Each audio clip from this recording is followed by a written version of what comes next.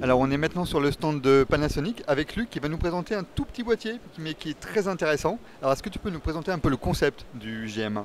Le concept, il est simple, il a exactement le même âge que ce salon. Il y a 5 ans, Panasonic avait dit, à l'époque, les hybrides n'existaient pas. Nous, ce qu'on va vous faire, c'est des appareils super simples à utiliser, extensibles, objectifs interchangeables, etc., qui reprennent ce que les réflexes font bien, avec un autofocus qui marche vraiment.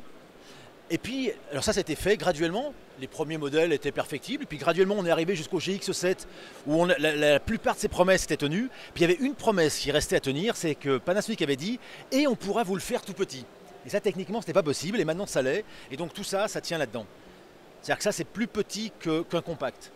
C'est la même chose que l'appareil qui nous filme, c'est la même chose que ça, mais dans un appareil qui est plus petit qu'un compact. Parce que là ce qu'il faut dire c'est qu'on peut enlever l'objectif et mettre ce On qu'on peut veut. enlever l'objectif, mais on se rend mieux compte de la taille. Si je le mets un objectif classique, par exemple le 20 mm bien connu que j'ai sur mon GX, si je le mets sur cet appareil, il fait énorme cet objectif. Voilà, on a vraiment un appareil qui est plus petit, non seulement plus petit qu'un hybride, plus petit que ce qu'on veut, mais plus petit qu'un compact. C'est plus petit qu'un TZ de chez nous, par exemple, plus petit qu'un certain nombre d'autres appareils de mes confrères.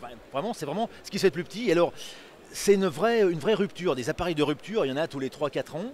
Ça avait commencé avec l'arrivée des G1, c'était la première fois qu'on voyait marcher un autofocus à détection de contraste, qui marchait correctement. Maintenant, on est spectaculaire, les GX et les GM descendent jusqu'à le lever -4, c'est-à-dire qu'ils font pratiquement la mise au point dans le noir complet. Et là, c'est la rupture suivante, c'est d'arriver à faire tenir tout ce qui avait été raconté au fur et à mesure de ces 5 années, là-dedans. Il n'y a pas de différence technique entre les deux, c'est le même moteur. C'est ça qui est important, c'est pas un appareil au rabais, c'est un microscopique GX7. Oui, parce que là tu peux nous montrer, il y a même le même capteur, c'est-à-dire que c'est un gros capteur, c'est pas... C'est exactement c'est la même chose. Je pose les objectifs. On a exactement la même chose. Exactement. Hein, c'est le même, mais en microscopique. C'est-à-dire qu'il y a des gens... En clair, l'idée de cet hybride que Pana développe depuis 5 ans commence à prendre vraiment du sens. Ça permet d'avoir autour du même moteur des carrosseries qui correspondent aux gens qui sont très exigeants en matière de photo, qui veulent des trucs extrêmement compliqués, avec là 2 systèmes de visée orientable qui peuvent faire des boutons d'accès direct pour tout. Et puis les gens qui veulent juste une qualité maximale, mais dans un encombrement microscopique.